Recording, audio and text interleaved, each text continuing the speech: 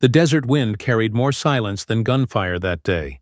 For months, German troops in North Africa had fought under a merciless sun, believing surrender meant torture or death. Nazi propaganda had painted Allied captivity as a nightmare. Starvation, beatings, mines, endless humiliation. So when the order came to lay down arms, most soldiers hesitated. They'd been taught that capture was worse than dying in battle. Yet, as American trucks rolled up, something felt off. No shouting, no rifle butts, no rage. The guards were firm but calm. Some even offered cigarettes. The men exchanged wary glances. Was this mercy, or just the prelude to cruelty? Columns of prisoners stretched for miles across the dust. Boots crunched, canteens clinked, and the smell of diesel filled the air. The Germans scanned their captors, their clean uniforms, their confident posture, the way they joked quietly among themselves. It was discipline without fear, control without cruelty. Each step only deepened the confusion. These were supposed to be monsters, decadent, brutal, without honor. But they marched their prisoners in shade when possible, stopped for water breaks, even shared their rations. Still, no one trusted it. One private whispered, "They're softening us up. The real suffering begins when we reach the ships." No one disagreed. Because if the stories from Berlin were true, the Americans would show their true face soon enough. Days later, the captives stood on a dock staring at a vast gray ship. They expected a floating prison, dark holds, and rotting food. Instead, they saw clean bunks and orderly crewmen. On deck, American sailors offered bread, coffee, even smiles. The prisoners took the food, but not the smiles. It had to be a trick. Surely this kindness hid something, forced labor, experiments, or worse. Yet the voyage was calm. Meals came 3 times a day, hot, filling. Guards walked the decks casually, chatting about baseball and home. At night, the Germans stared across the Atlantic, that endless black ocean separating them from everything they'd known. They had set out to conquer the world. Now they were cargo, heading toward a land they had once been told was barbaric.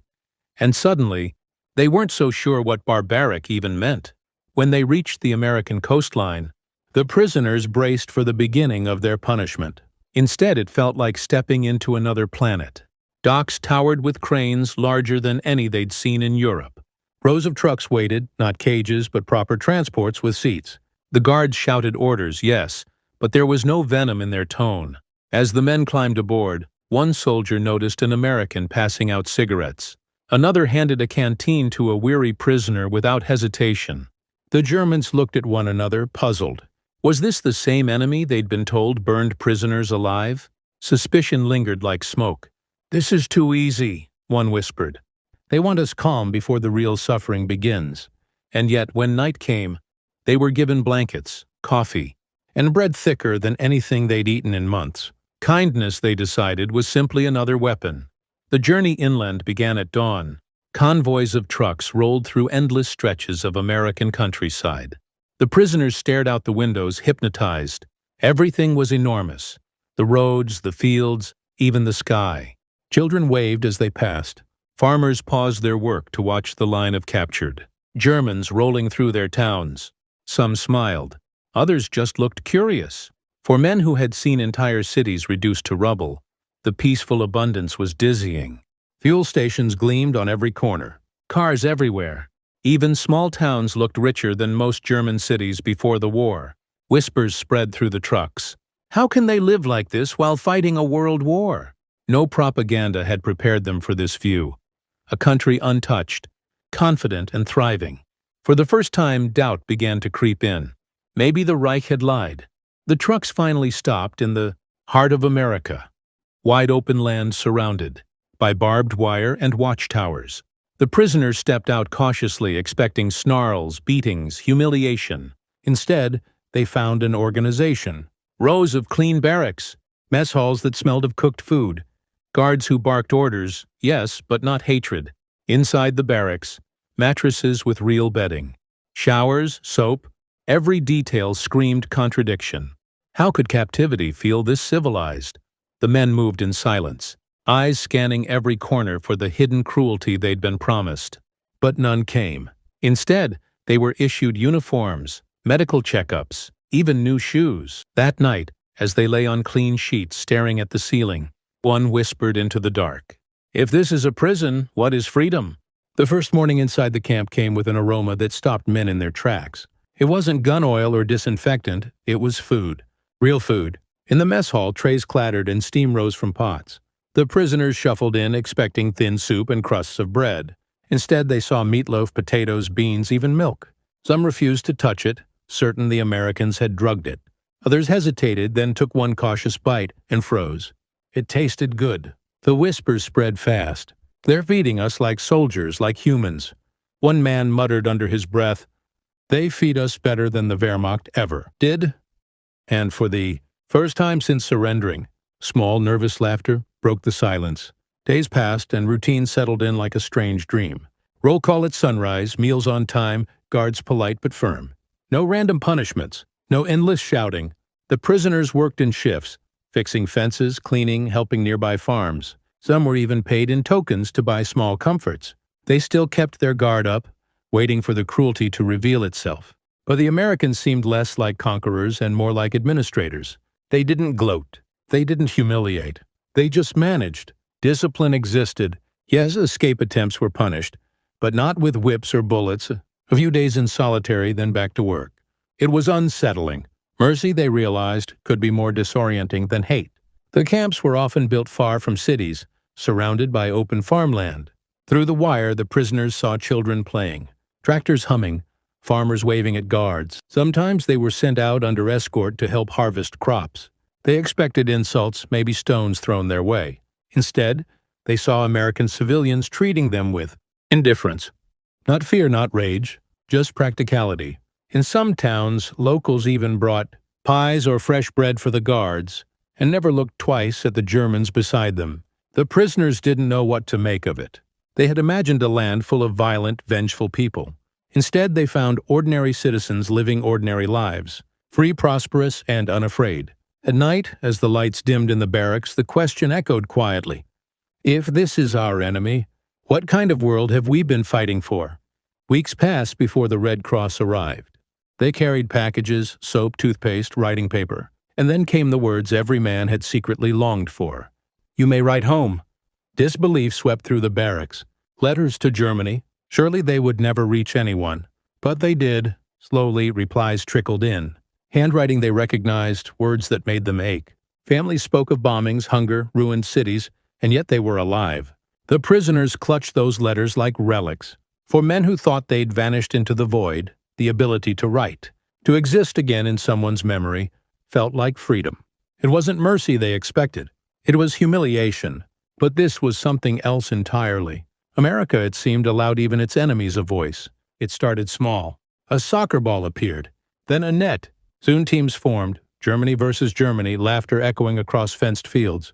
Guards watched from the sidelines, some even cheering. Later, chessboards, card decks, and small orchestras emerged, instruments donated by the Red Cross. At night, violins played over the quiet hum of insects, melodies drifting through barbed wire. It was a surreal piece. Men who had killed, bled, and shouted in battle now sat cross-legged on wooden floors carving figurines, or reading Mark Twain in German translation. A strange thought began to form in the back of their minds. Maybe the Americans weren't trying to break them. Maybe they were trying to show them something. But what? The routine grew familiar. Work details, letters, meals, games. A rhythm that numbed fear. But soon rumors spread across the camp. Something new was coming. Guards were setting up large sheets in open halls. Chairs were arranged in rows. Electrical cables ran across the floor. The prisoners whispered theories. Interrogations. Propaganda films. Confessions. The evening arrived. The guards called for assembly, but no one resisted. They filed in, hundreds of men, curiosity outweighing fear. And then the lights dimmed. A projector clicked to life. Beams of light cut through the smoke. The first image flickered across the screen. Not speeches, not orders, not threats. A cowboy galloping across the desert. Gasps rippled through the hall. The Americans were showing their prisoners a movie. The prisoners sat frozen. The flickering light painted their faces as horses thundered across vast American plains. The film's dialogue was foreign. Yet the story needed no translation. Heroes, villains, courage, justice. For men who had only seen the grim propaganda of the Reich, it felt like looking through a window into another world. They waited for the catch, the speech, the hidden message, the ridicule of Germany. But none came. The movies simply told a story. It was entertainment, freedom, escapism. For 2 hours the fences disappeared, replaced by wide horizons and laughter, echoing in a language they barely understood. When the lights came back on, the hall was silent. Some smiled, others blinked in disbelief. One muttered, "They let us laugh." The screenings became regular. Comedies, westerns, even musicals. One night, Charlie Chaplin stumbled across the screen, sending waves of laughter through the hall. Men who hadn't smiled in years bent over, wheezing with amusement. The guards watched from the back, amused, relaxed, human. It wasn't propaganda. It was culture, life, and irony all at once. And it was dangerous in a way no weapon could be, because each reel chipped away at years of indoctrination.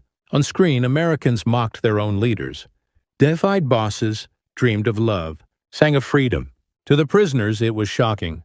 In the Reich, films were sermons of obedience. Here, movies were an invitation to think, to feel, to imagine. As one prisoner whispered to another, "If they can laugh at themselves, maybe they're stronger than we ever were." Soon movie nights became sacred. Men rushed through dinner just to find a good seat. Arguments erupted over who was funnier, Chaplin or the Marx Brothers. Even officers stopped pretending to be above it all. When the lights dimmed, rank vanished. Generals sat beside privates, all equally captivated by the glow of the screen. The films blurred the line between captor and captive. The guards laughed too, sometimes louder than the prisoners. For those brief hours, war seemed to dissolve in the dark. No flags, no orders, just shared amusement at the absurdities of life. It was the first time many Germans realized that laughter itself could be an act of freedom, and that freedom, once felt, could never fully be forgotten. At first the laughter came easily, but soon after the credits faded and the lights returned, silence followed.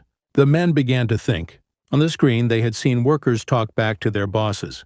Women make choices without permission, and heroes win through heart instead of obedience. Such things weren't supposed to exist in a decadent America. They were supposed to symbolize chaos, weakness, yet somehow they didn't.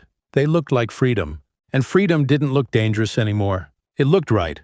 Conversations broke out in hushed tones after lights out. Don't you think people really live like that there? Maybe that's why they fight like this, because they have something worth defending. The films were doing what no interrogation could. They were melting certainty. Weeks turned into months and movie nights became routine. But something subtle was changing. The hostility that had once simmered in the camp began to fade. The guards noticed it first. Men who had sneered during early roll calls now greeted them with nods. Some even practiced English words picked up from the films.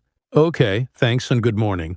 For every reel of celluloid, another layer of hatred slipped away. The movies didn't shout lessons, they whispered them.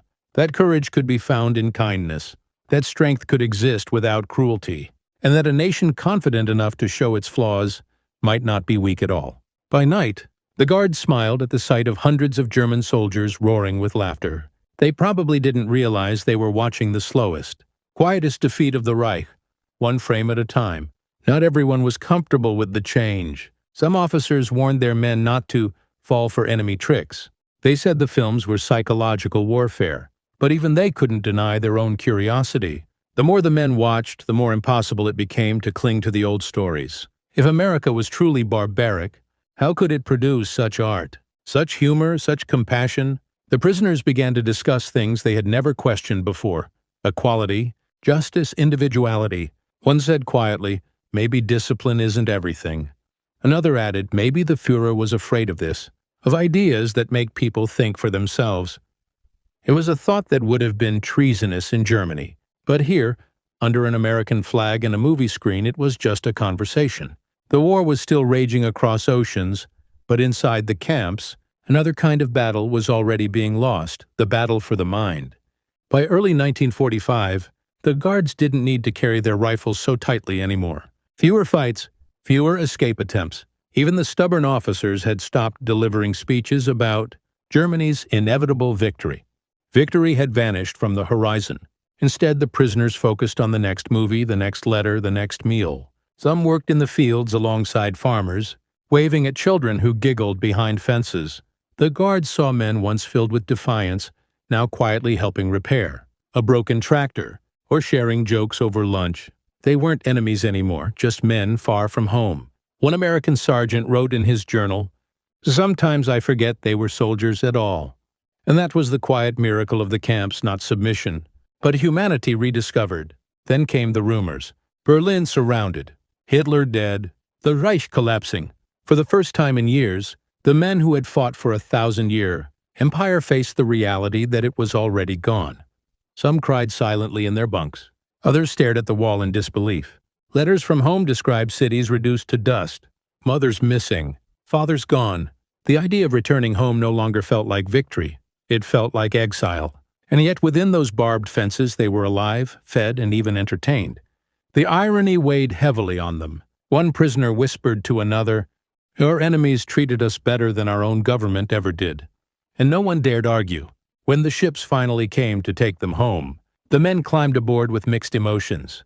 They looked at the American coastline fading into mist, the factories, the highways, the lights that never dimmed. Some whispered farewells they didn't expect to feel. They spoke of the food, the soccer games, and most of all the nights at the movies. "No one back home will believe it," one man said. "Who would believe we laughed in captivity?"